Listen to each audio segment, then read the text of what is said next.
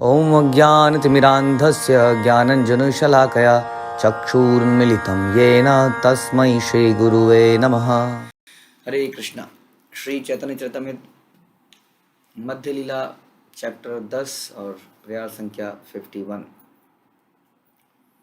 तो आपने देखा कि किस प्रकार से सार्वभौम भट्टाचार्य एक एक भक्त को मिला रहे हैं और हमने आखिर में मिले भवानंद राय से जिनके 5 पुत्र थे, जिनमें से एक थे रामानंद राय। तबे महाप्रभु तारे कैलालिंगन स्तुति करी कहे रामानंद विवरण। श्री चैतन्य महाप्रभु ने भावानंद राय का आलिंगन किया और बड़े ही आदर के साथ उनके पुत्र रामानंद राय का बखान किया। हम अक्सर अपने माता पिता के बारे में चिंतित होते हैं कि यदि हम भक्ति में लग जाएंगे तो उनका क्या होगा। माता पिता भी बड़े चिंतित हो जाते हैं, हमारी बात नहीं सुन रहा है, कहीं लग गया है। जबकि हम शास्त्रों में देखते हैं कि और हम समझ में आ भी गया है कि जीव का असली जो कल्याण है वो है कि वो भगवान के बाद चला जाए, वापस चला जाए इस मृत्यु लोक से और वहाँ पे भगवान की इटर्नल सेवा कर पाए। इस तरह का हम सुनते हैं। और हमने ये देखा कि किस प्रकार से यदि संतान अच्छी भक्त बन जाती है तो माता पिता का अपने आप ही उद्धार हो जाता है। जैसे हमने कई केसेस में देखा, हिरण्यकश्यपु के केस में देखा किस प्रकार से हिरण्यकश्यपु प्रहलाद महाराज के कारण भगवान ने कहा कि मैंने तो उनको ऑलरेडी उसको सारे पापों से दूर कर दिया है। फिर हमने देखा ध्रुव महाराज के केस में कि ध्रुव महाराज की माता को कैसे प्राप्त हुआ, इस संसार से मोक्ष प्राप्त हुआ या भगवान की सेवा प्राप्त हुई। और उसी प्रसंग में प्रहलाद महाराज हम ये बोलते भी हैं कि कैसे एक भक्त की आगे आने वाली और पीछे आने वाली पीढ़ियों को भगवान तार देते हैं। तो वास्तव में कई बार देखने में ऊपर से ऐसा लगता है कोई व्यक्ति ब्रह्मचारी बन जाता है तो कैसे उसके माँ बाप को कैसे छोड़ के चला गया, लेकिन वास्तव में इस संसार में तो दुख ही दुख आएंगे ही हमारे कर्मों के अनुसार। मृत्यु भी आएगी, वो भी निश्चित है क्योंकि हमारा जन्म हुआ है। इसलिए यदि इटर्नल किसी का बेनिफिट करना है तो यही है कि वो भगवान से कनेक्ट हो जाए। और यदि हमारी संतान किसी तरह से कनेक्ट हो जाती है तो it's a matter of happiness, great pleasure. जितने भी हमने श्राद्ध किए वो किए, तो उसकी कोई गारंटी नहीं है कि हमने पूर्वजों को उद्धार कर दिया होगा, लेकिन हमारे उसमें परंपरा में, हमारे वंशावली में यदि कोई भक्त आ जाता है तो ज़रूर सारे पुराने पितरों की और सबकी वो तर जाते हैं। तो ये इसमें बिल्कुल भी रुकावट नहीं डालनी चाहिए। यहाँ पे हम देखते हैं रामानंद राय क्योंकि एक बहुत बढ़िया भक्त थे, इसलिए जैसे ही भावानंद राय से भगवान मिले तो उनका आलिंगन कर लिया। यही सोचने की बात है। मिले थे पहले, जानते नहीं थे ना, पहले अभी पहली बार तो मिले थे, इंट्रोडक्शन हुआ था और जैसे उन्हें पता चला ये तो रामानंद राय के पिताजी हैं तो तुरंत उनको एक्सेप्ट कर लिया और बड़े उनको प्रेम के साथ, आदर के साथ रामानंद राय का बखान किया कि तुम्हारा पुत्र तो बहुत अच्छा है, तुम्हारा पुत्र बहुत बड़ा उन्नत भक्त है, वगैरह वगैरह। रामानंद हे न रत्न यहाँ तनय ताहर महिमा लोके कहन न याया। श्री चैतन्य महाप्रभु ने भावानंद राय का यह कहकर सम्मान किया कि जिस व्यक्ति को रामानंद राय जैसा पुत्र रत्न हो, उसकी महिमा का वर्णन इस मर्त्य लोक में नहीं किया जा सकता। आज की डेट में रत्न क्या है? पुत्र रत्न है। यदि वो 50,000, 60,000, 1 लाख, 2 लाख रुपए, 3 लाख रुपए कमा रहा हो तो बड़े गर्व के साथ पूरा फैमिली बोलते हैं इसका पैकेज पता है, तो पैकेज पता है, इतना लाख पैकेज है इसका।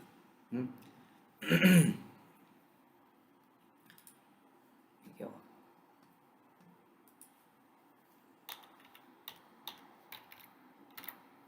कनेक्शन चला गया, एक सेकंड, इंटरनेट चला गया शायद, है दूसरा वाला है।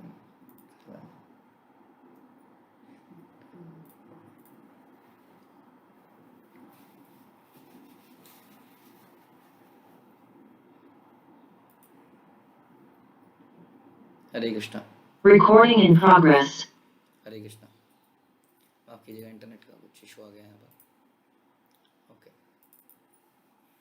तो हम सोच रहे थे कि हम इस प्रकार सुन रहे थे कि किस प्रकार से संसार में यदि हमारा बच्चों का पैकेज ज़्यादा हो जाए तो बताने वाले को भी बड़ा अच्छा लगता है कि इसने कुछ जीवन में किया। लेकिन हम शास्त्र देखते हैं तो कुछ और ही सुनाई देता है। तो बिल्कुल हमारा जीवन शास्त्रों के अनुसार नहीं है। यहाँ पे देख रहे हैं कि सिंपली बिकॉज उन्होंने क्यों बोला कि रामानंद राय जैसा पुत्र रत्न हो, उसको उसकी महिमा का वर्णन नहीं किया जा सकता। लेकिन इन चीज़ों की कुछ वैल्यू नहीं रही है, इसलिए कई बार हम भी कंफ्यूज जाते हैं। हम भी भक्तों के जीवन में, भक्तों के बीच में हम भी कंफ्यूज जाते हैं कि क्या मिला हमें। कहीं बाहर होते तो बच्चे कुछ कर जाते, कुछ बड़े बड़े अफसर बन जाते, कुछ कमा लेते।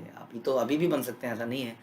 लेकिन फिर भी हमारे जीवन हमको भी ऐसा लगने लगता है, क्योंकि आसपास से सभी लोग हमारे भाई, हमारे जैसे कि कई बार ऐसा हुआ हमारे कुछ भक्तों ने गौरांग गुरुकुल में बच्चों का एडमिशन कराने का प्रयास किया, तो रिश्तेदारों ने जो बुरा हाल किया, क्या कर रहे हो, क्या जीवन बर्बाद कर रहे हो, ये और वो, बहुत कुछ।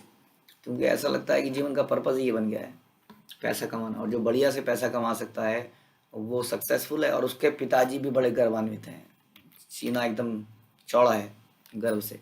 यहाँ पर चैतन्य महाप्रभु बता रहे हैं कि उस व्यक्ति की महिमा का क्या वर्णन करें जिसका पुत्र रामानंद राय जैसा हो, भक्त हो। तो ये शास्त्रों के हिसाब से यदि आप जिएंगे, इसलिए कहते हैं कि कभी भी अपनी आंखों से नहीं देखना चाहिए, शास्त्रों की आंखों से देखना चाहिए, गुरु की आंखों से देखना चाहिए। वहीं से हमें पता चलेगा कि वास्तव में क्या है, कैसे इसको देखना है। कभी भी हम बाहर से कंफ्यूज हैं तो ध्यान रखना चाहिए, लोग अंधे हैं, क्योंकि केवल आंखें होने से कोई देख नहीं सकता है, आंखों को उजाला चाहिए होता है। वैसे ही संसार में बुद्धि होने से काम नहीं चलता है। ये जो ब्रेन मिला है, कृष्ण भावनामृत में हमने डिस्कस किया था कि व्यक्ति चीज़ों को यथारूप देख पाता है, नहीं तो चीज़ें इल्यूजन्ड दिखती हैं। जैसे कि मिराज हमें दिखता है, वास्तव में कुछ और होता है, संसार दिखता कुछ और है।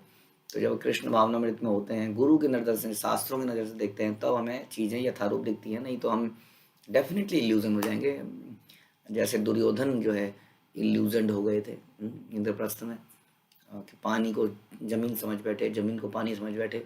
इसी तरह से हम भी संसार में बहुत चीज़ समझते हैं, लेकिन शास्त्र में बताते हैं। तो हमें लग सकता है कि हमारा बेटा तो निठल्ला हो गया, कई पेरेंट्स हो सकते हैं, अरे ब्रह्मचारी बन गया, बर्बाद, नाक कटा दी इसने, ये हो गया, वो हो गया, या ये भक्त बन गया, पूरे दिन भक्ति में लगा रहता है, अगर ये नहीं होता तो कुछ कमा रहा होता, बहुत कमा रहा होता, इत्यादि होता ही रहता है। तब उस वक्त आप एकदम फोकस रखिए अपना कि what we are doing is what Chaitanya Mahaprabhu ने जो बताया है, शास्त्रों में जो बताया गया। इसलिए यहाँ पे बता रहे हैं कि ऐसा व्यक्ति का वर्णन इस लोक में नहीं किया जा सकता जिसके पास ऐसी संतान है। साक्षात पांडु तुमी तोमार पत्नी कुंती, पंच पांडव तोमार पंच पुत्र महामती। आप साक्षात महाराज पांडु हैं और आपकी पत्नी साक्षात कुंती हैं। आपके सारे पुत्र अत्यंत बुद्धिमान हैं, जो 5 पांडव का प्रतिनिधित्व करते हैं। आपके सारे पुत्र अत्यंत बुद्धिमान हैं। बुद्धिमान, शास्त्र पढ़ेंगे, गीता पढ़ेंगे, तो गीता में भगवान कई बार बताते हैं कि बुद्धिमान व्यक्ति कौन है, ज्ञानी कौन है। अक्सर जो व्यक्ति खुद को नहीं जानता, हम उसको पागल कहते हैं। उससे पूछो भाई कहाँ से आए हो, तो वो कुछ भी उटपटांग जवाब दे सकता है।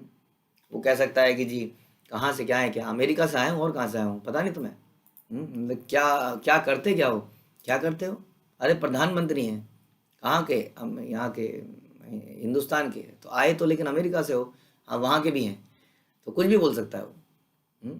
यानी कि जो व्यक्ति खुद को नहीं जानता है उसको हम पागल कहते हैं। इसी अनुसार जो व्यक्ति ये जानता ही नहीं है कि वो शरीर नहीं है, वो एक आत्मा है, इटर्नल है, शरीर बदलता रहता है, ये उसको बदलने की आवश्यकता नहीं है, अपनी इच्छाओं के कारण शरीर बदलता रहता है, जिसको ये सिंपल चीज़ों को ज्ञान नहीं है, भगवान कौन है, कैसे भक्ति करनी है, तो वो व्यक्ति मूर्ख है, चाहे वो कितना भी पढ़ा लिखा क्यों ना हो। संसार में डबल डिग्रियां हासिल करी हो, डॉक्टर हो, एमडी हो, कोई भी बड़ा, सबसे बड़ा पढ़ा लिखा व्यक्ति हो, वो व्यक्ति मूर्ख है, ऐसा भगवद गीता में भगवान बताते हैं। इसलिए यहाँ पर बताया जा रहा है कि तुम्हारे सारे पुत्र बड़े बुद्धिमान हैं। इसलिए मैं आपको बार बार इसलिए बता रहा हूँ कि कई बार हम लोग जो है ना, खुद भक्ति जैसी भी हमने करी, लेकिन फिर भी हमारे दिमाग में वो कन्विक्शन नहीं है। हमें ऐसा लगता है कि चलो भक्ति भी करें, लेकिन साथ में कुछ और भी तो करें। संसार में मेन चीज़ तो वो है, भक्ति कर लेगा, कर लेगी, लेकिन कुछ बन तो जाए, ऑफिसर बन जाए, पुत्रियां भी बाहर निकलें, कुछ जॉब करें। प्रभु जी क्या पता कल को, कई लोग बोलते हैं प्रभु जी क्या पता कर कल को पति जो है एक्सेप्ट करे ना करे, पति रिजेक्ट कर दे, इसको अपने पैरों पे तो खड़ा कर दें। अरे ये पैर तो बुढ़ापे में गिर जाएंगे, घुटने बदलने पड़ जाएंगे, फिर से पैर मिलेंगे, कहीं 4 पैर ना मिल जाएं, कहीं 50 पैर ना मिल जाएं कान खजूरे के। तो पैरों पे खड़ा करने के चक्कर में कहीं मल्टीपल पैर ना दिला दें, ये भी तो सोचना है। भगवान के आश्रय से ही हम लोग खड़े हैं, अपने पैरों पे हम नहीं खड़े हैं, वास्तव में भगवान ही दे रहे हैं। शरीर में कुछ रोग हो जाता है तो सब समाप्त हो जाता है 1 सेकंड में। हाँ, तो पैरों पे खड़े खड़े रह नहीं पाएंगे क्योंकि बिस्तर में लेटना पड़ जाता है कई महीनों तक। तो इसलिए हमारे को एक बहुत बड़ा इल्यूज़न है ये कि जीवन का पर्पस क्या है। हम लोग भक्ति इसलिए करते हैं क्योंकि भक्ति करना चाहिए। हम ये नहीं सोचते हैं कि भक्ति ही करनी चाहिए। ये ही में और करनी चाहिए में बहुत ज़मीन आसमान का फ़र्क है चेतना में। इसलिए आप सोचिए ज़रा, अपने अपने इंट्रोस्पेक्ट कीजिए, क्या हमारे दिमाग में ख्याल आता है कि भक्ति ही करनी चाहिए। फिर लोग कई बार क्योंकि कुछ बोल तो पाते नहीं, अपने मन मन में बोलते हैं, तो क्या काम ना करें, खाए ना, ये तो करना ही पड़ता है। तो इसको समझना पड़ेगा कैसे जीना है जिसका पर्पस केवल भक्ति ही है। उस जीने में और दूसरे जीने में बाहर से पता नहीं चलता आदमी के बारे में, लेकिन उसके सारे एक्टिविटीज़ इंटरनल चीज़ों से पता चलता है कि भक्ति ही पर्पस है या भक्ति भी कर लेनी चाहिए। तो इस प्रकार से यहाँ पर चैतन्य महाप्रभु जिस तरह से भावानंद राय से बात कर रहे हैं, ऐसा पता चलता है, ऐसा लगता है कि भक्ति ही करनी चाहिए, क्योंकि भगवान स्वयं चैतन्य महाप्रभु के रूप में बता रहे हैं कि तुम्हारे बच्चे बड़े बुद्धिमान हैं। तो इससे साबित हो रहा है कि कौन बुद्धिमान है वास्तव में, या भगवान की नज़र में कौन बुद्धिमान है। राय कहे आमी शूद्र विषयी अधम तबु तुम्ही स्पर्श ए ईश्वर लक्षण। श्री चैतन्य महाराज द्वारा दी गई प्रशंसा को सुनकर भावानंद राय ने निवेदन किया, मैं 4 वर्णों में सबसे चौथा हूँ, शूद्र हूँ, मैं पतित हूँ, सांसारिक कार्यों में लगा रहने वाला प्राणी हूँ, मैं अत्यंत पतित हूँ, फिर भी आपने मेरा स्पर्श किया है। इसका प्रमाण है कि आप पूर्ण पुरुषोत्तम भगवान हैं, क्योंकि भगवान ही टोटली नॉलेजेबल हैं। और जो भगवान के अंश हैं गुरु परंपरा में, वो भी जान जाते हैं कि शारीरिक अंतर केवल ग्रॉस बॉडी का अंतर है, वास्तव में यह अंतर नहीं है।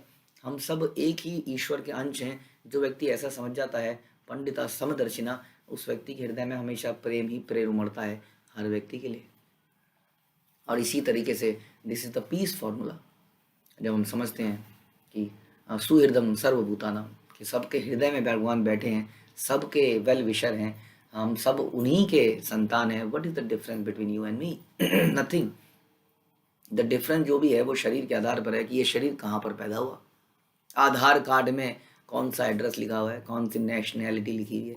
आधार कार्ड बनता है आपके जन्म के आधार पर, आपकी नेशनैलिटी के आधार पर। क्या ये हमारी रियल पहचान है, हमारा आधार, हमारा पैन इत्यादि, क्या ये हमारा रियल पहचान है? तो इसलिए ये बहुत बड़ा इल्यूज़न है बार बार। लेकिन भगवान इससे ऊपर हैं, भगवान के भक्त इससे ऊपर हैं। तो भगवान इससे ऊपर हैं, इसलिए वो क्या करते हैं, स्पर्श करते हैं। और हम सुनते हैं किस प्रकार से भगवान ने सनातन गोस्वामी के शरीर को लपेट लिया, एकदम से गला लगा लिया, उनके शरीर से पस निकल रही थी। और जब इस प्रकार से लपेटते थे तो चैतन्य महाप्रभु के शरीर में वो पस लग जाती थी। सोचिए, कृष्णा जिनको प्रसाद देने के लिए भी हम आचमन करते हैं, टच करने के लिए, ऑल्टर में टच करने से पहले हम आचमन करते हैं, स्नान इत्यादि करते हैं, कितना शुद्धिकरण करते हैं। वो भगवान सनातन गोस्वामी को जब लपेटते थे तो लपेट के क्या होता था, सारे शरीर में पस लग जाती थी। और कितनी अजीब सी बात है कि लपेटने के बाद भी सनातन गोस्वामी जो है सही नहीं होते थे। ये एक और बात है, क्यों नहीं सोते थे? इसका मतलब भगवान की इच्छा थी कि उनका ऐसा हो।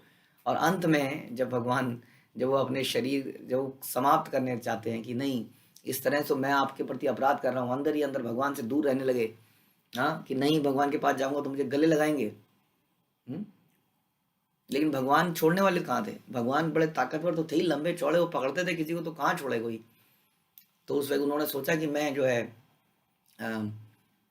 रथ जो है, रथ यात्रा का रथ, उसके आगे कूद जाऊंगा, रथ का पहिया मेरे ऊपर से निकल जाएगा और अपने जीवन को समाप्त कर दूंगा। तब चैतन्य महाप्रभु को बोलते हैं कि तुम्हारा शरीर तुम्हारा कहाँ है? तुम्हारा शरीर तो पहले ही गिरवी है। आप तो मेरे हैं, मेरी सेवा करना आपका पर्पस है, इसी पर्पस से आपको जीना है। इसलिए अंत में भगवान जब उनको स्पर्श करते हैं तो एकदम से वो सारे रोग से मुक्त हो जाते हैं। यानी कि भगवान के अंदर ताकत थी कि उनसे रोग से मुक्त करा जा सके।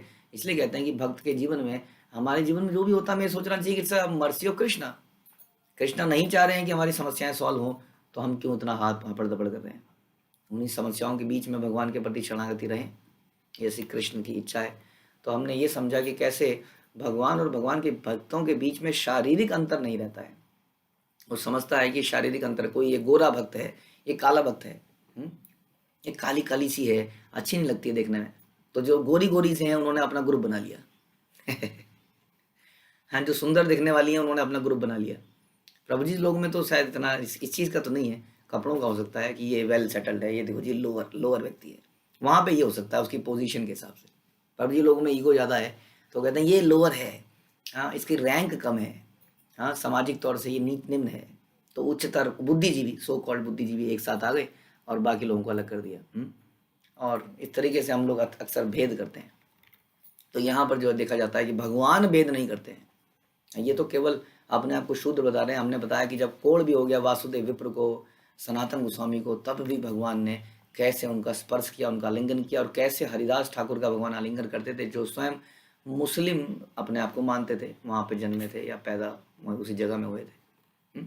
और इसी प्रकार से हम आगे सुनेंगे रूप और सनातन के बारे में भी, कैसे रूप और सनातन को कैसे उनको अपनाते हैं, जो कि एक्चुअली मुस्लिम लोगों के रह रहे थे, उनकी दाढ़ी बड़ी हुई थी। रूप है जब इस प्रकार से सनातन गोस्वामी बाद में जंगलों में भटकते हुए चैतन्य महाप्रभु से मिलने आते हैं, तो बिल्कुल मुस्लिम थे, उनकी दाढ़ी लंबी चौड़ी बिल्कुल वैसा ही सब कुछ हुलिया बना दिया था हुसैन शाह ने।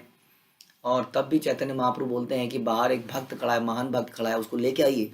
और चैतन्य महाप्रभु के संगी होते हैं, वो जाते हैं बाहर, कहते हैं बाहर तो कोई भक्त नहीं खड़ा है, एक कोई ऐसा लगता है कोई मुस्लिम भिखारी खड़ा है। हाँ, तो भगवान खुद ही जाते हैं और उसका आलिंगन करते हैं। तो इस प्रकार से भगवान हमारे हृदयों को देखते हैं, हमें भी हृदय देखने चाहिए और इसी प्रकार से जीना चाहिए।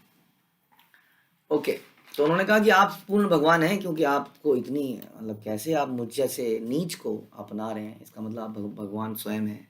भगवद गीता में बोला जाता है कि विनीत साधु विद्या विनय संपन्न है, विद्या और विनय से संपन्न व्यक्ति। विनीत साधु, विद्या और विनय, जो हम अक्सर डिस्कस करते हैं कि विद्या का क्या लाभ यदि विनम्रता ना है। लेकिन आजकल की विद्या केवल अहंकार लेके आती है, क्योंकि ये विद्या विद्या ही नहीं है। मैं तथ्यों को, मैटर को मैनिपुलेट करना आ गया, मैं मैटर को, आंकड़ों को मैनिपुलेट करना आ गया है, मैटर को मैनिपुलेट करना आ गया है। इसके आधार पर हम अपने आप को बुद्धिमान बनने लगे। जब है ना, जब हम मैनिपुलेट करने वालों को इधर की चीज़ इसमें जोड़ी, इधर की चीज़ इसमें जोड़ी, इसको बड़ा ही समझदार व्यक्ति मानने लगे। तो ये विद्या से तो अहंकार आता है, क्योंकि ऐसी फीलिंग आती है, now I am God, I know lot of things, मैं क्रिएट कर सकता हूँ, I am creator, I am Brahma. लेकिन हमारी जो वास्तविक विद्या थी, वो विद्या ये थी कि हम कितने सूक्ष्म हैं। भगवद गीता में भगवान ज्ञान शुरू करते हैं, इसी से करते हैं कि तुम कितने सूक्ष्म हो, ऑल दो यू आर इटर्नल, बट आप एक आत्मा, अणु आत्मा है। तो विद्या से हमें, ज्ञान से हमें विनम्रता आती है, क्योंकि हमें अपनी रियल पोजीशन का पता चलता है। अरे मैं तो सर्वेंट हूँ। जैसे कि कई बार क्या होता है, मैं आपको बताऊँ, कुछ लोग हमारे भारतवर्ष से विदेश में नौकरी करने जाते हैं। अब कुछ क्वालिफिकेशन तो होती नहीं है, न जाने कितने हज़ारों लाखों लोग वहाँ पर हैं, पैसा कमाने के लिए जाते हैं, और वहाँ पर कोई पेट्रोल पंप पे पेट्रोल भर रहा है, कोई किसी के यहाँ पे सर्वेंट है, क्योंकि ऐसे लोग वहाँ मिलते नहीं हैं। लोग वहाँ मिलते नहीं है ना, वहाँ पे लेबर क्लास की प्रॉब्लम रहती है। तो इस तरह के काम घर में करते हैं, किसी के घर में कुछ का हेल्प कर दी, कहीं पे कहीं ग्रॉसरी शॉप खोल दी, कहीं पे सब्जी की दुकान खोल दी। अब जब वो लोग इंडिया आते हैं तो काफ़ी पैसा तो कमा ही लेते हैं। जब इंडिया आते हैं तो सूट बूट में बिल्कुल, इंडिया वालों को क्या पता है वहाँ पे जाके पेट्रोल पंप में पेट्रोल बेचता है किसको पता। लेकिन हम लोग इतने गिर गए हैं कि पैसे के चक्कर में हम विदेश में जाके पेट्रोल बेच सकते हैं। हाँ, अपने देश में रह के भगवान का नाम लेते हुए सिंपल जीवन नहीं बिता सकते। तो जब ऐसे लोग इंडिया में आते हैं तो दिखाते हैं कि आई एम वेल्दी पर्सन, और लोगों के आगे धाक जमाते हैं। अचानक से पूरी सभा बैठी हो और कोई उसकी फोटो पब्लिश कर दे, देखो जी देखो ये पेट्रोल बेचता है कनाडा के अंदर। हाँ, तो मैं ये कहना चाह रहा था कि जब हमें अपनी रियल पोजीशन पता चलती है तो हम हम्बल हो जाते हैं। प्रॉब्लम हमारी ये है कि हम अपनी पोजीशन को भूले बैठे रहते हैं। अक्सर हमारे अंदर अहंकार बढ़ता चला जाता है। हाँ, ये सो कॉल्ड आजकल की विद्या का अहंकार, पैसे का अहंकार, थोड़ी सी बुद्धि चलती है उसका अहंकार, मेरे पास कुछ प्रॉपर्टी इकट्ठी हो गई है उसका अहंकार, न जाने किस किस का। हमारे बच्चे बहुत बढ़िया सेटल्ड हैं, वेल सेटल्ड हैं, इसका अहंकार। कितने अहंकार हो सकते हैं।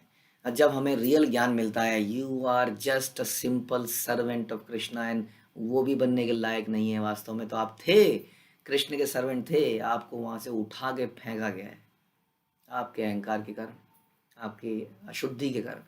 अपने आप को शुद्ध करो और वापस जाओ और अपनी सर्विस को जारी रखो।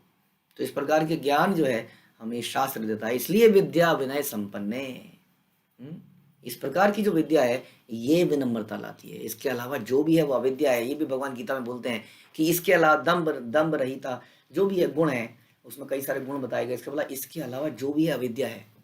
एवरीथिंग इज इग्नोरेंस एक्चुअली में, और हम उसको विद्या मानते हैं। हम सोचते हैं ये देखिए जी हमारे संपन्न संतान कितनी पढ़ी लिखी हो गई है। ये वास्तव में अविद्या है।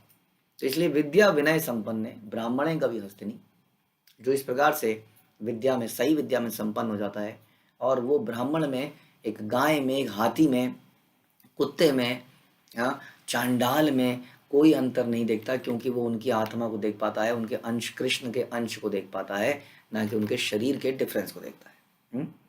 जो व्यक्ति आध्यात्मिक ज्ञान में उन्नत है वे किसी व्यक्ति की भौतिक अवस्था की परवाह नहीं करते।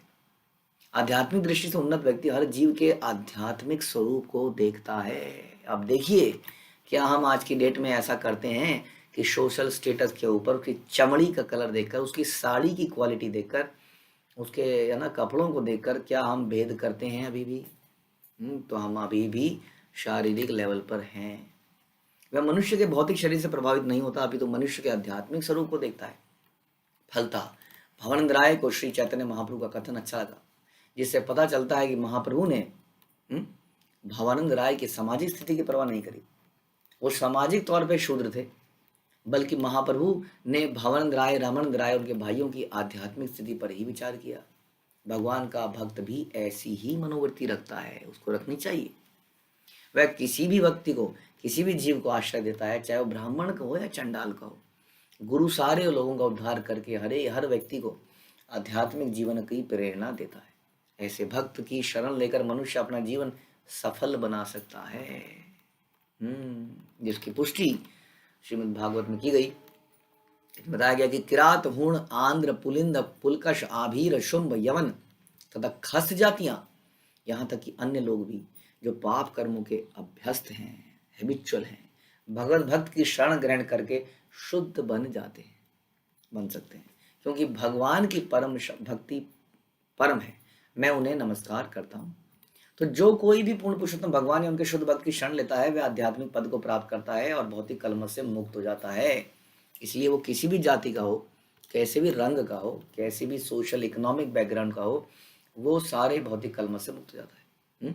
इसलिए भगवद गीता में भगवान बोलते हैं कि हे प्रतापपुत्र, जो मेरी शरण लेते हैं वो भले ही निम्न जाति वाले क्यों ना हो, स्त्रियां क्यों ना हो, वैश्य क्यों ना हो, शूद्र क्यों ना हो, मेरे परम धाम पहुंच जाते हैं। यानी कि स्त्रियों को मैटीरियली ऐसा बोला जा सकता है कि वो मेंटल या फिजिकल या किसी तरीके से कम है, लेकिन यदि वो भगवान की शरण में जाती हैं, हाँ, तो फिर वो स्त्रियां नहीं रहती हैं, फिर वो शूद्र नहीं रहता है। इस प्रकार से निज गृह वित्त भृत्य पंचपुत्र सने, आत्मा समर्पिलु तामी तोमर चरण। चैतन्य महाप्रभु की कृपा की प्रशंसा करते हुए भगवान भावानंद राय ने यह भी कहा, मैं अपने घर, धन, नौकरों और 5 पुत्रों समेत आपके चरण कमलों की शरण ग्रहण करता हूँ। Yes, it is not important how much we give, what is important how much we hold. कोई व्यक्ति 1 लाख रुपए दे के ये सोचे कि मैंने बहुत दे दिया है, पता लगा वो करोड़ों का मालिक है, हाँ, तो उसने क्या दिया, है ना। कुछ व्यक्ति ने एक झाड़ू मार दी थोड़ी देर आके, लेकिन उसके 5 पुत्र थे या जो भी थे, तीन संतानें थी, जो थी संतानों को उसने प्रोटेक्ट करके रखा हुआ है। संतानों को भेज दूंगा तो मेरे कंट्रोल से चले जाएंगे, थोड़े दिनों में इन्हीं की बात सुनने लगेंगे, मुझे नहीं मानेंगे। इसलिए बड़ी सतर्कता से उसने उनको कंट्रोल में रखा हुआ है, भगवान की सेवा में नहीं लगाया है। तो इस प्रकार से भावानंद राय के से हम एग्जाम्पल से हम देखते हैं कि किस प्रकार से उन्होंने सारा का सारा धन, सारे नौकर, वास्तव में ये व्यक्ति काफ़ी संपन्न थे। अब जिनके पुत्र ऐसे ऐसे थे, एक तो पूरा गवर्नर ही थे, हाँ, रामानंद राय। हमने देखा कितने हाथी घोड़े चलते थे उनको नहाने के लिए। तो सारे नौकर, सारा धन, ये 5 पुत्र मैं आपकी चरण में रखने के लिए आया हूँ। इस प्रकार मैं अकिंचन बन जाता हूँ। I have nothing, no assets which are not belonging to Krishna. और वैसे भी हमने डिस्कस करते हैं तो सच्चाई है, हमारा है ही क्या। हम तो ज़बरदस्ती, जैसे दूसरे की ज़मीन पे कोई कब्जा कर लेते हैं ना, कब्जा करने वाले सुने आपने, कब्जा कर लेते हैं दूसरे की ज़मीन में और फिर वहाँ पे अपना ही घर बना लेते हैं। उसी प्रकार से हमने कब्जा कर रखा है, ये कृष्ण के अंश हैं वास्तव में। हमारे घर में जितने भी हमारे संबंधी हैं, है ना, आप सोचिए कि वो क्यों चल रहे हैं। वो वास्तव में इसलिए चल रहे हैं, फिर रहे हैं, काम कर रहे हैं क्योंकि उनके अंदर आत्मा है कि नहीं। पहली बात तो शरीर भी आपका बनाया हुआ नहीं है। हम आपको तो ड्राइंग में भी शरीर बनाना नहीं आता। आप में से कोई बना सकता है शरीर ड्राइंग करके? मुझे लगता है 99% लोग फेल हो जाएंगे। 1-8% कोई आर्टिस्ट होगा तो बना देगा शरीर, लेकिन फिर भी उतना सुंदर नहीं बना पाएगा। हमें तो कागज में शरीर बनाना नहीं आता, तो हम कैसे शरीर की रचना कर सकते हैं? हमें ये भी नहीं पता है कि शरीर में कौन से केमिकल लगते हैं। हमें यही सब पता होता तो हम अपना ही शरीर को सुधार लेते। इतनी बीमारियां हैं, अपने ही बाल कर लेते, अपनी आंखें ठीक कर लेते। तो शरीर की रचना के बारे में हम जानते ही हैं। जो हमने पुत्रों को, पत्नियों को, इनको हमने शरीर दिया, कहाँ दिया शरीर बताइए? हम जानते ही नहीं उसके बारे में। तो ना तो हमारा शरीर पे कोई बनाने पे कोई रोल है, ना उसके अंदर बन चलाने वाली उसको आत्मा के ऊपर कोई रोल है। फिर हम कैसे मान सकते हैं कि ये मेरा है? तो यहीं पर यहाँ पर भावानंद राय दिखा रहे हैं कि मैं सारा घर, धन, नौकर, 5 पुत्र समेत सब कुछ आपके चरणों में ग्रहण करता हूँ। शरणागति की यही विधि है। भक्ति विनोद ठाकुर का गीत है, मानस देहा गेहा जो के चुमोरा अर्पिलु तू या पदे नंद किशोर। मानस देह गेह, जो कुछ मोर, ये मानस देह है, जो भी इसके अलावा और कुछ भी है, मन है, घर है, अर्पिलु तुया पदे नंद किशोर, मैं सब कुछ आपको अर्पित करता हूँ। ये नंद किशोर, नंद किशोर, ये सारी चीज़ मैं आपको अर्पित करता हूँ। इसको जैसा, ये शब्द बोलना बड़ा आसान है, अक्सर लोग ऐसा बोलते हैं, मैं सब कुछ आपको अर्पित करता हूँ। एक सब कुछ आपका ही तो है। ये सुना है आपने लोगों ने? सब कुछ आपका ही है, सब कुछ अपने अंटी में दबा रखा है और सब कुछ आपका ही है, बिल्कुल कंट्रोल में। कुंडली मार के बैठे हुए हम हर चीज़ के ऊपर, कोई आए तो उसको डस ले। तो इस प्रकार से यहाँ पर दिखता है, भक्ति विनोद ठाकुर कहते हैं कि सब कुछ तो मैं अर्पित करता हूँ। इसका वास्तविक मतलब ये है, जैसे कि प्रभुपाद ने अपने प्रणाम, अपने बहुत ही फेमस जो प्रभुपाद ने यमदूत के, सॉरी नॉट यमदूत, क्या था, जलदूत के ऊपर जो शिला प्रभुपाद ने वो पोएम लिखी थी, उस पोएम में बोलते हैं कि नचाइते से मते, लाइक कठपुतली की तरह हमें नचाया जाए। हाँ, तब हम कह सकते हैं हमने आपको दे रखा है। यानी कि कोई उसमें रोक टोक नहीं, ऐसे क्यों, ये वाला हाथ क्यों उठाया आपने, पहले मुझे ये वाला हाथ उठाना था। कठपुतली को कभी सुना है आपने बोलते हुए? कभी देखो कि बेचारी एक आदमी, सब लोग मजे ले रहे हैं, उसी कभी टांग उठा दो, कभी उसको घुमा दो, कभी हाथ उठा दो, कभी गर्दन मटका दो, हर तरफ से फ्लेक्सिबिलिटी, जैसे मर्जी घुमा दिया जाए, मरोड़ दिया जाए, जितनी भी देर के लिए मरोड़ दिया जाए। दैट इज़ कॉल्ड सरेंडर, जो कि प्रभुपाद अपने उस प्रेयर में बोलते हैं। तो इसको कहते हैं, और यही यहाँ पर ये बोल रहे हैं कि सब कुछ तुम्हें अर्पित कर दिया। यदि शरणागति में कोई व्यवधान पड़े तो तुरंत ही अनासक्त होकर उसका परित्याग कर देना चाहिए। जैसे कि कुंती महारानी कहती हैं कि हे कृष्ण, मेरी आसक्ति आप में हो, ये परिवार अगर मुझे आपके साथ जाने से रोक रहा है तो इस परिवार से मेरे इस बंधन को, इस मोह को काट दीजिए, because it is not allowing me to surrender to you. इसलिए कुंती महारानी प्रे करती है कि आप इसी को काट दीजिए ना। इसलिए यहाँ पर बोल रहे हैं प्रभुपाद कि यदि शरणागति में कोई व्यवधान पड़े तो तुरंत ही अनासक्त होकर उसका परित्याग कर देना चाहिए। लुक्स वेरी हार्ड, बट आपसे एक प्रश्न पूछा जाए कि जब हमारी मृत्यु होगी तब हमें क्या ये परित्याग नहीं करना पड़ेगा? जबरदस्ती नहीं करना पड़ेगा? क्या हम चाहेंगे कि नहीं अब हो गया? कोई व्यक्ति ऐसा है, अब मैंने सारा काम कर लिया है, यमराज जी मैं बैठा हूँ, मैं यहाँ बैठा हूँ, मेरे प्राण ले लीजिए आप।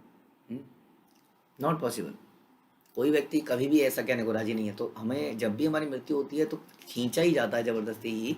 तो जब इसको ऐसा करा ही जाता है तो अनासक्त होकर क्यों ना इसका समय आने पर परित्याग कर दिया जाए।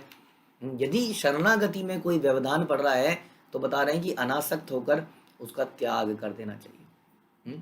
वैसे आप कुशल प्रशिक्षण में रहते हैं तो अक्सर ऐसा मौका नहीं आता है कि आपको परित्याग करना पड़े, क्योंकि प्रेम से हम देखते हैं, धीरे धीरे हम जरा संयम से काम लेते हैं, धैर्य से काम लेते हैं, तो सारी चीज़ें सुव्यवस्थित चलती हैं। लेकिन फिर भी हमारे कर्मों के कारण या भगवान की कभी कुछ ऐसी इच्छा होती है कि ये व्यक्ति अब टोटल सरेंडर कर दे, तब भगवान ऐसी सिचुएशन पैदा कर सकते हैं। जैसे शिला प्रभुपाद के जीवन में आया कि उनकी पत्नी को बार बार समझाने के बाद भी वो मान नहीं रही थी। कभी प्रभुपाद के ग्रंथों को बेच देते थे, कभी कोई प्रॉब्लम क्रिएट करते थे, कभी कोई प्रॉब्लम क्रिएट करते थे। प्रभुपाद ने सोचा कि now it is enough, I have to carry out the instructions of my guru. हाँ, तब जो है प्रभुपाद ने अपना परिवार को ही त्याग दिया। It's a rare situation, it is never recommended, generally 99% is never recommended, but ऐसा करना पड़े तो करना पड़ सकता है, क्योंकि जीवन का अल्टीमेट ऑब्जेक्टिव यही है। यदि प्रभुपाद ने ऐसा नहीं किया होता तो क्या आज हम लोग यहाँ पर होते? अगर एक व्यक्ति के परिवार त्यागने से करोड़ों लोगों के परिवार बन सकते हैं, तो फिर ऐसे में उस एक व्यक्ति को परित्याग करना ही पड़ेगा, which is not a general instruction for all.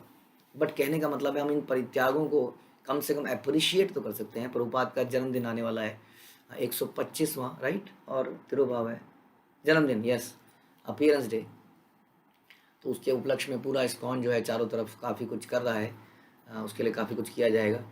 कुछ प्रोग्राम भी आयोजित हो रहे हैं, हम देखेंगे उसको, आपको जूम पे अगर मिल सकते हैं तो, दिल्ली मंदिर में भी हो रहे हैं। तो ऐसे महान आत्माओं का परित्याग कैसे उन्होंने, अगर शरणागति में व्यवधान आ जाए तो हमने क्या किया? परित्याग ही कर दिया। यदि कोई व्यक्ति अपने सारे परिवार के सदस्यों सहित शरणागत हो जाए तो फिर संन्यास लेने की आवश्यकता नहीं है, प्रभुपाद कह रहे हैं। Then what is the problem? लेकिन यही परिवार अगर आपको खींचने लगे, नहीं जाने दूंगा। कई बार हमने देखा है, कई पत्नियों को, मैंने तो बड़ा क्लोजली देखा है कई पिछले इतने सालों में, कि बड़ी सतर्कता से अपने पति को खींचती हैं। उन्हें पता है कि ज़्यादा खींचोगी तो मानेगा नहीं, वो भी बड़ी सतर्क हैं, जैसे हम लोग सतर्क हैं। हाँ जितना प्रयास हम करते हैं उतना प्रयास वो भी करती हैं। तो जैसे ही कहीं पर, जैसे क्लास का समय होता था, प्रॉब्लम हो रहा है, डॉक्टर के पास जाना पड़ेगा।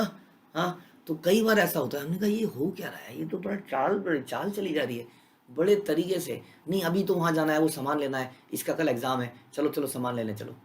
अब वो बेचारा परेशान है, क्या करा जाए। कभी सामान लेने जा रहा है, कभी डॉक्टर के पास जा रहा है, अभी राशन खत्म हो गया, चलो चलो। क्लास के समय पर ही सारे काम हो गए, जब भी उसको मंदिर जाना है तभी सारे काम आ गए। बड़ी सतर्कता से, then you have to be careful कि आपको खींचा जा रहा है। पुरंजन की कहानी आप सुन ही रहे हैं, किस प्रकार से आदमी दास बन जाता है अपनी इंद्रियों का, अपोजिट सेक्स का, और वो सही डिसीजन नहीं ले पाता है। तो ऐसे में बताया जा रहा है कि यदि हमें खींचा जा रहा है और शरणागति में दिक्कत आ रही है, वी विल ट्राई टू, हम सबको साथ लेने का प्रयास करते हैं। आप जानते ही हैं कि हम तो परिवार पे ही फोकस करते हैं, हम सारे परिवारों को ही जोड़ते हैं। लेकिन यदि परिवार ही खींचने लग जाए तो यहाँ पर शास्त्र ने बता रहे हैं, प्रभुपाद कह रहे हैं, तब तो उसका परित्याग करना होगा, नहीं तो कोई आवश्यकता नहीं है। किंतु यदि तथाकथित पारिवारिक जनों के कारण शरणागति के प्रकार में व्यवधान आ जाए तो शरणागति को पूरा करने के लिए उनका तुरंत परित्याग कर देना चाहिए। सुनने में बहुत कड़वा लगता है, लेकिन सच्चाई ये है कि हर जन्म में हम लोग परिवार बदलते हैं, हमारे अनगिनत परिवार हो चुके हैं। It is a matter of illusion, ये हम भूल जाते हैं एक परिवार को। जैसे कोई व्यक्ति अपने पत्नी को भूल के किसी और पत्नी, एक और शादी कर ले और पुराने परिवार को भूल ही जाए, कई लोग ऐसे करते हैं, भूल ही जाते हैं। उसी तरह से हम लोगों ने भी कितने परिवार बना लिए, हम भी भूल चुके हैं। तो कब तक इसके चक्कर में अपने असली परिवार से जाने से वंचित रहेंगे, ये क्वेश्चन है। हाँ, यही वाणी नाथ रही बे तुम्हारे चरण, यबे यही आज्ञा तहाँ करीबे जीव सेवन। ये वाणीनाथ नामक मेरा पुत्र आपके चरण कमलों में रहकर आपके आदेशों का तुरंत पालन करेगा और आपकी सेवा करता रहेगा। ये मेरा पुत्र, I am giving you my gift, gift माई पुत्र। मैं आपके लिए धोती कुर्ता नहीं लाया हूँ, आपके लिए कुछ बना के नहीं लाया हूँ, आपके लिए अपना पुत्र ही ले आया हूँ। ये लीजिए, इस पुत्र से बनवाते रहिए पूरे जीवन। हाँ, तो बता रहे हैं कि मैं अपना पुत्र वाणीनाथ, ये आपके चरणों में। ये तो एक तो आपका ऑलरेडी हो गया है, रामानंद राय तो आपके पास आ रहा है, नौकरी भी छोड़ रहा है। ये नहीं कह रहे राम महाप्रभु आपने मेरे पुत्र की इतनी बढ़िया नौकरी छुड़वा दी। हाँ बढ़िया सी नौकरी कर रहा था, मेरे सारे ड्रीम पूरे कर रहा था, पैसा कमा रहा था, मैं आराम से रह रहा था, आप उससे मिले, आपने बोला नौकरी छोड़ दो, वो आपके पास आ रहा है। बल्कि कह रहे हैं लो दूसरा भी ले लो, एक तो आपने ले ही लिया था, ये लो वाणीनाथ को भी ले लो। आत्मीय ज्ञाने मोरे संकोच न करिवे, ये इस यबे इच्छा तबे से ही आज्ञा दिवे। हे प्रभु, कृपया आप मुझे अपनी संबंधी आत्मीय समझें, अपना ही समझें। आप जब भी जो चाहें उसके लिए आदेश देने में तनिक भी संकोच ना करें। यानी कि ऐसा नहीं लग रहा है उनको कि मैंने बहुत दे दिया, अब तो मैंने बहुत दे दिया। वो कह रहे नहीं, अभी भी आप जरा भी संकोच ना करें जब भी देना। तो ये जो क्वालिटीज़ दिखती हैं भक्तों की, ऐसे थोड़ी भक्तों से भगवान इतना प्रेम कर लेते हैं, उनको गले लगा लेते हैं। These are not the ordinary people. जब चैतन्य महाप्रभु ने कहा तुम पांडु हो, तो इसके पीछे वास्तव में कोई रहस्य है और हम उसको पांडु ही समझना चाहिए। महानतम भक्त हैं भगवान के। कौन महान भक्त है, अब हमें समझ में आ रहा है कौन महान बनता है। केवल जल्दी सवेरे उठने से, माला जपने से नहीं होगा। जो माला नहीं जप रहा है, सवेरे नहीं उठ रहा है, वो तो प्रॉब्लम ही है पहली बात। लेकिन अगर हम इतना भी कर लें तो उससे काम नहीं चलेगा। It is complete surrender, complete शरणागति। यदि हमें भगवान के पास जाना है तो उसी भाव में रहना पड़ेगा जैसे भगवान के यहाँ पर भगवान के बाकी लोग रहते हैं। अदरवाइज हम ऑड वन आउट हो जाएंगे, बड़ा पिटाई होगी, हमारी ज़बरदस्त पिटाई होगी। जैसे कोई नौकरी, यहाँ पे कोई चोर पकड़ा जाता है ना, तो हर कोई व्यक्ति उससे हाथ साफ करता है। आस पड़ोस के सब आते हैं, दे दनादन मार के। बाइक आया, बाइक वाले ने रोकी, 2-4 थप्पड़ मारे, निकल गया। बड़े दिनों से हाथ में खुजली हो रही थी, मैंने कहा मारो इसके, और मार के जो आता है मार मार के जाता है, क्योंकि वो ऑड वन आउट हो जाता है ना। आप सब लोग चोर नहीं है, चोर पकड़ा गया, मारा गया। ऐसे ही वैकुंठ में, भगवान के गोलोक में हम जैसे लोग चले जाएंगे तो सोचिए, बाल खींच के उखाड़ दिए जाएंगे, कान उखाड़ दिए जाएंगे, कितनी पिटाई होगी हमारी वहाँ पर। इसलिए हम लोगों को वहाँ जाना ही नहीं चाहिए। हमें शुद्ध करना पड़ेगा अपने आप को। और ये ऐसे होते हैं शुद्ध भक्त, जैसे कि भवानंद राय। प्रभु कहे कि संकोच तुम्ही न पर, जन्मे जन्मे तुम्ही हमार सर्वशेष किंकर। श्री चैतन्य महाप्रभु ने भवानंद राय की बात यह कहकर हुए मान ली, मैं बिना संकोच के स्वीकार करता हूँ, क्योंकि आप पराये नहीं हैं। हु इज अपना, हु इज पराया। हाँ, मेरे चाचा, मेरा ताऊ, मेरा ये, मेरा वो, ये मेरे अपने हैं। घर में जब ये आते हैं तो पनीर की नदियाँ बहती हैं। भक्त आते हैं तो बेचारों को बचा हुआ खाना दे देते हैं हम लोग। हमारे संबंधी जाते हैं तो अपनी खून की बाल्टी बहाने को तैयार है, मैं ब्लड दूंगा बेटा, चिंता मत कर, मैं आ रहा हूँ। हाँ, किसी भक्त को कुछ हो जाता है तो मैसेज भी डलता है, तो छुपा लो भैया, कहीं ब्लड ग्रुप पब्लिश तो नहीं हो रखा है मेरा, कहीं अभी फ़ोन तो नहीं आ जाएगा, फ़ोन को साइलेंट पे कर दो, फ़ोन को एंगेज डाल दो, कहीं मांग लिया कुछ तो। कोई मंदिर बन रहा है, गुरुकुल बन रहा है, गुरुकुल के लिए पैसे मांग लिए तो पहले से बता दो कुछ नहीं है मेरे पास। तो कई बार ऐसा होता है कि हम अपने संबंधी, अपने खून के ब्लड रिलेशन को समझते हैं। लेकिन भगवान की नज़रों में कौन संबंधी है? भगवान की नज़रों में वो संबंधी है जो उन्हें सर्व सब कुछ। ऐसा नहीं है भगवान यदुवंश को कहते हैं कि मेरे संबंधी है, ऐसा नहीं है ना। भवानंद राय कहाँ से भगवान के संबंधी है? वो तो शूद्र जाति है, पहली बात तो कोई तरह से संबंधी नहीं है। तो फिर भी भगवान जो है उनको कह रहे हैं आप मेरे अपने हैं। क्यों अपने हैं? क्योंकि उनके अंदर भगवान के प्रति टोटल शरणागति है। वो अपना कुछ मानते ही नहीं है, हर चीज़ भगवान की ही मानते हैं। इसलिए कहते हैं आप पराये हैं ही नहीं, आप जन्म जन्मांतर अपने परिवार सहित मेरे सेवक रहते आए हैं। This is our real glory. कि यदि हमें भगवान ये बोले कि आप मेरे इटर्नल सेवक हैं, ऐसा नहीं चाहते हम लोग। क्या बोले? भगवान बोले आप मेरे सलाहकार हैं। ओह, सलाहकार बनना तो हमें बड़ा अच्छा लगता है, आप मेरे सलाहकार हैं, आइए। ऐसा तो नहीं है। हमारी यही सबसे बड़ा हमारी उपलब्धि है कि यदि हमें ये बोला जाए कि आप मेरे इटर्नल सर्वेंट हैं। इसलिए दिन 5-7 भीतर आसी रामानंद, तार संगे पूर्ण हबे हमारा आनंद। 5-7 दिनों में रामानंद राय आने वाले हैं। जो ही वे आ जाएंगे हमारी सारी इच्छाएं पूरी हो जाएंगी। मुझे उनके संग में अत्यंत आनंद प्राप्त होता है। इसलिए आप है ना उनके पिता हैं, आपके लिए मैं अपना सर्वस्व दे सकता हूँ, क्योंकि आप रामानंद राय के पिता हैं और वो आने वाले हैं। बार बार भगवान की आसक्ति दिख रही है। Krishna is attached with devotee. सारी संसार कृष्ण से अटैच होता है। Krishna is attach with devotee, ईगरली waiting. भगवान बोलते थे नरोत्तम नरोत्तम, सब लोग कहते कौन नरोत्तम? कोई नहीं है नरोत्तम। तो क्या हो गया महाप्रभु को? बोले आएगा आएगा, पैदा नहीं हुआ है अभी पैदा ही नहीं हुआ है। नरोत्तम उसकी इंतजार करते थे। बताइए, सोचिए कैसे भक्त होंगे भगवान के। उनके पैदा होने से पहले भगवान उनको पुकार पुकार के बुलाते हैं। और वैसे ही यहाँ पर रामानंद राय के लिए वेट कर रहे हैं, आने वाले हैं। बस हम लोग वेट करते हैं, जन्माष्टमी आने वाली है, कृष्ण आने वाले हैं, और कृष्ण वेट करते हैं कि रामानंद राय आने वाले हैं। तो ये अद्भुत भक्तों की कथा है। इनको सुन के हम शायद इतना तो नहीं बन पाएंगे, लेकिन हमें आईना जरूर दिखता है कि where we are in terms of surrender and devotion. अपनी स्थिति पता होना बड़ा आवश्यक है। उससे हमारा अहंकार समाप्त होता है और एक नई प्रेरणा मिलती है कि हमें कितना आगे बढ़ना है। श्री चैतन्य चरितामृत की जय, श्रील प्रभुपाद की जय, श्री कृष्णदास कविराज की जय।